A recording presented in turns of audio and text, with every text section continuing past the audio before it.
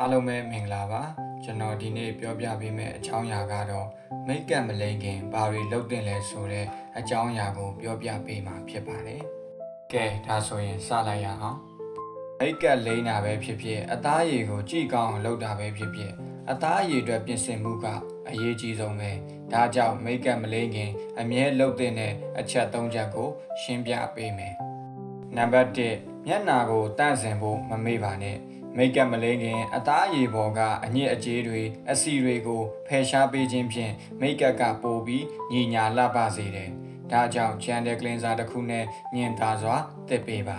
။နံပါတ်2တိုနာနဲ့ Hydrating လုပ်ပါ။တိုနာကအသားရည်နဲ့ pH balance ကိုထိန်းညှိပေးပြီး Hydrating စီတန်ဒါမှမဟုတ် Essence ကအသားရည်ကိုအတွင်းပိုင်းထိအဆိုတက်ပြေဝသွားစေပါတယ်။ဒါမှမိတ်ကပ်လိမ့်တဲ့အခါကွက်နေတာငကိုအသားရည်နဲ့ကွာနေတာမျိုးမဖြစ်ပဲတနေ့ကုန်ဆွဲမြဲပြီးလှပနေမှာပါ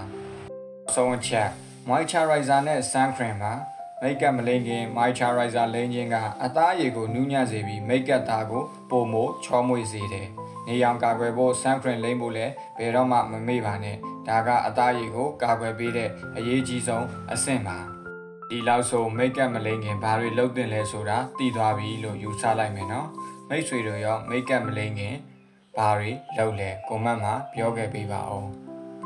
ဗီဒီယိုကိုအဆုံးထိကြည့်ရှုပေးတဲ့တယောက်ချင်းစီတိုင်းကိုကျေးဇူးအထူးတင်ရှိပါတယ်အားလုံးပဲစိတ်ချမ်းသာခြင်းကိုယ်ကြီးချမ်းသာခြင်းနဲ့ပြည့်စုံကြပါစေ